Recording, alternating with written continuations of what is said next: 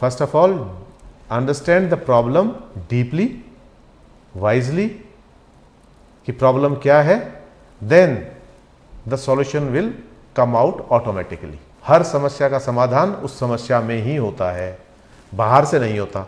बाहर से हम कुछ बना के बैठे हैं तो समस्या का समाधान नहीं निकलेगा।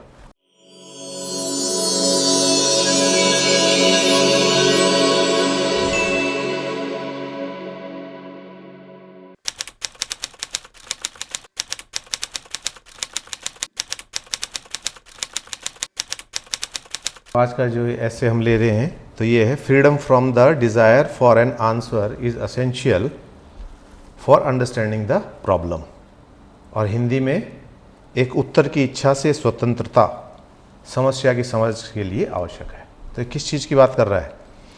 ये कह रहा है कि जो हम डिज़ायर्ड रिजल्ट चाह रहे हैं, तो इसका मतलब क्या हो गया कि प्री कंसीव्ड नोशन हो गया, हमारा पूर्वाग्रह हो गया। हम कैसा रिजल्ट चाह रहे हैं तो हम पूर्वाग्रह से ग्रसित हो गए। किसी भी समस्या का क्या परिणाम आएगा तो समस्या समझने के बाद हम करेंगे। जैसे इसके लिए एक उदाहरण देखते हैं कि यदि आप फुटबॉल मैच देख रहे हो या क्रिकेट मैच देख रहे हो और आप पूर्वाग्रह के साथ बैठे हुए हो कि ये टीम जीतनी चाहिए, तो आप उतना आनंद नहीं ले पाओगे। और एक व्यक्ति निष्पक्ष रूप से बैठा है तो वो हर गेंद का आनंद लेगा कि गेंद अच्छी है वो उसको अप्रिशिएट करेगा, बैटिंग अच्छी है उसको अप्रिशिएट करेगा, फील्डिंग अच्छी होगी तो उसको अप्रिशिएट करेगा। क्यों? क्योंकि परिणाम से उसने अपने आप को बांधा नहीं हुआ। कौन जीते कौन हारे इसका उसको कोई लेना देना नहीं। वो क्या कर रहा है? वो खेल के आनंद ले रहा है। इसी तरह से यदि प्री कंसीव्ड नोशन के साथ हम किसी भी समस्या को देखते हैं तो हम क्या हो जाते हैं? हम उसके सॉल्यूशन को रिस्ट्रिक्ट कर देते हैं। हम उस समस्या की गहराई में जाते ही नहीं है। हम जो डिजायर्ड आंसर हमारे दिमाग में बैठा होता है, जो पूर्वाग्रह बैठा होता है, हम उसके चारों तरफ ही बेस्ट उस समस्या का समाधान खोजने की कोशिश करते हैं। इसका मतलब क्या हो गया? हम डीप जा ही नहीं रहे, उस समस्या को हम समझ ही नहीं रहे हैं, हम उस समस्या से की गहराई के अंदर उतर ही नहीं रहे। जब तक हम उस समस्या की गहराई में नहीं उतरेंगे तब तक उसका सॉल्यूशन नहीं मिलेगा।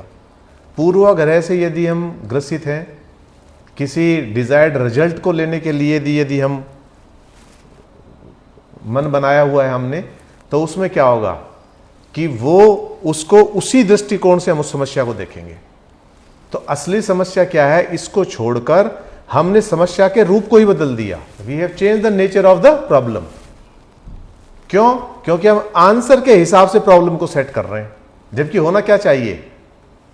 प्रॉब्लम के हिसाब से we have to find the solution. हमें सॉल्यूशन समस्या के हिसाब से देखना है। और हम देख क्या रहे हैं? हम आंसर के हिसाब से प्रॉब्लम को सेट कर रहे हैं। तो हम कभी भी आंसर तक नहीं पहुंच पाएंगे। इसका बहुत अच्छा सा उदाहरण है। एक बार एक महिला कोई गाड़ी खरीद के ले गई, बहुत महंगी सी, और उस गाड़ी के अंदर डैशबोर्ड में इंडिकेटर आते हैं ना, इंजन के अंदर प्रॉब्लम है उसका, तो इंडिकेटर आना शुरू हो गया। अब इंडिकेटर जो आ रहा है उसको लेके वो गाड़ी गई, मैकेनिक के पास गई, वहाँ एजेंसी के अंदर गई कि ये इंडिकेटर आ रहा है देखो।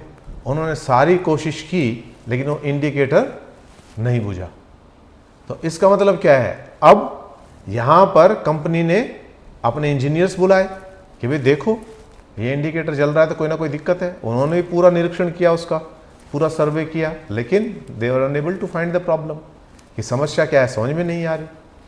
अब उन्होंने अनाउंस कर दिया कि anybody who will solve this problem he will get this much of reward, इतना उसको इनाम मिलेगा। अब क्या होता है कि एक नया सा मैकेनिक आता है और वो क्या करता है, उसका, आप देखो पॉइंट ऑफ व्यू देखना है यहां, उसका मकसद प्रॉब्लम को सॉल्व करना नहीं है, उसका मकसद है कि जो इंडिकेटर आ रहा है इसको बुझाना, क्योंकि इंडिकेटर उस प्रॉब्लम को रिफ्लेक्ट कर रहा है। उसने क्या काम किया? वो अंदर गया और उस प्रॉब्लम को सॉल्व कर लाया उनकी दृष्टि में। उसने कहा कि देखो जी प्रॉब्लम सॉल्व हो गई, इंडिकेटर नहीं जल रहा। उन्होंने देखा ठीक है इंडिकेटर नहीं जल रहा। अब वो उसको इनाम मिल गया, औरत गाड़ी लेके चली गई।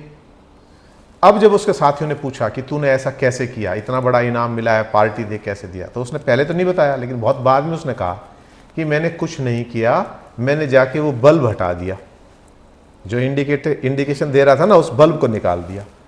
तो अब क्या था, आप समझ गए कि उसने प्रॉब्लम को अलग तरह से एड्रेस किया।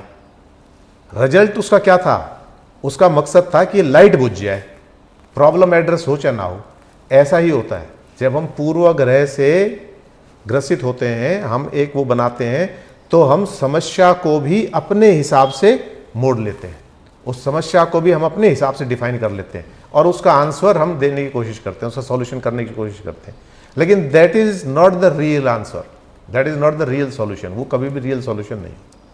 तो इसलिए पहले समस्या को जो हम सोच रहे हैं कि इसका संभावित उत्तर क्या हो सकता है, इसका संभावित सॉल्यूशन क्या हो सकता है, उसको हम दरकिनार रख दें। और जब हम उसको एक तरफ कर देंगे तो हमारा फोकस किस चीज पे होगा, पूरा फोकस हमारा उस प्रॉब्लम पे होगा। फिर उससे क्या होगा, हम पक्षपात रहित हो जाएंगे। जैसे एक आदमी फुटबॉल मैच देख रहा है, वो किसी एक टीम को बकअप कर रहा है, तो वो उस ढंग से जीते देखेगा, पूरे मैच में उसका ये रहेगा ये टीम जीते, ये टीम जीते, बस यहीं फोकस रहेगा। वो बी टीम के किसी भी खिलाड़ी को अप्रिशिएट नहीं करेगा, वो अच्छा खेलेगा तो दुखी हो जाएगा वो। तो अब मान लो ऐसा व्यक्ति किसी भी खिलाड़ी को अच्छा खिलाड़ी बता ही नहीं पाएगा, क्योंकि वो क्या कर रहा है, वो तो उसकी दृष्टि तो केवल उन पे है, बस एक उस पे है। तो ऐसा ही यहां है। तो फिर क्या हो जाएगा कि हमारा जो दृष्टिकोण है वही बाधक बन जाएगा। हम जिस दृष्टि के साथ बैठे हुए हैं वो हमें मूल जड़ तक पहुंचने ही नहीं देगा, समस्या की मूल जड़ जो है वहां तक पहुंचने ही नहीं देगा। और हम क्या कर देंगे इससे, तो यदि मान लो हम इस चीज को अलग कर देते हैं, उत्तर की इच्छा से स्वतंत्रता, कि इसका जो सॉल्यूशन क्या होगा उसको हम एक तरफ कर देते हैं कि we have to first search for the problem, deeper search we have to make to find out the real problem क्या है। और फिर जब ऐसा होगा तो फिर हम क्या करेंगे, ऐसा होगा तो हम सिचुएशन को और बेहतर हैंडल कर पाएंगे, ऐसा होगा तो पक्षपात रहित हम कर पाएंगे, और ऐसा होगा तो हम निर्णय लेने की शक्ति भी हमारी सुधरेगी, डिसीजन मेकिंग पावर भी हमारी अच्छी होगी। तो हम पहले स्टेप क्या करेंगे, first of all we will put our energy to understand the problem, पहले उसको देखेंगे। फिर जब समस्या, और कहते हैं ना कि every problem has a solution, ये तो है ही, but the solution lies in the problem itself, ये भी कहा जाता है कि the solution of the problem lies in the problem itself. If you understand the problem better, then you will get the solution. तो यहां यदि हम इन पूर्वाग्रह से, प्री नोशन से, हम कंसीव्ड नोशन से यदि हम ग्रसित हैं, तो instead of finding what is the real problem, हम क्या करेंगे, हम उसके सॉल्यूशन को जो हमने सोच रखा है उस सॉल्यूशन के हिसाब से उस प्रॉब्लम को एडजस्ट करने की कोशिश करेंगे। And we will not address the real problem. जब रियल प्रॉब्लम हमने एड्रेस करनी है तो उसके लिए हमें क्या करना होगा, किसका संभावित सॉल्यूशन क्या हो सकता है उसको एक तरफ रखना होगा और इंडिपेंडेंटली, स्वतंत्रता पूर्वक उस पर सोचना होगा, बिना किसी बायस के, बिना किसी प्री कंसीव्ड नोशन के, बिना पक्षपात के, बिना किसी इच्छा के वो। और ऐसा करने पे क्या होगा, तो where there is a problem there is a solution. Problem को हम बेटर अंडरस्टैंड करेंगे। सारी कहावतें किस लिए बनी है, इसलिए तो बनी है कि first of all understand the problem, you will get the solution. Every solution lie in the problem itself, ये भी इसलिए बनी है। तो ये सारा क्या है, तो प्रॉब्लम का जो सॉल्यूशन करना है, तो प्रॉब्लम को अंडरस्टैंड करोगे then you will find the solution, otherwise not. तो ये जो लाइन है बहुत इंपॉर्टेंट लाइन है। इसलिए कहते हैं कि किसी भी समस्या के समाधान को कोई दृष्टिकोण, कोई पक्षपातपूर्ण रवैया या कोई पहले से ही पूर्व निर्धारित दृष्टिकोण आपने नहीं अपनाना है। यदि आप ये अपनाएंगे तो you will not understand the problem, और प्रॉब्लम को अंडरस्टैंड नहीं करेंगे तो वही स्थिति होगी जैसे वो कार की बनी थी, वैसी होगी। तो the best way is to first of all understand the problem deeply, wisely, कि प्रॉब्लम क्या है, then the solution will come out automatically.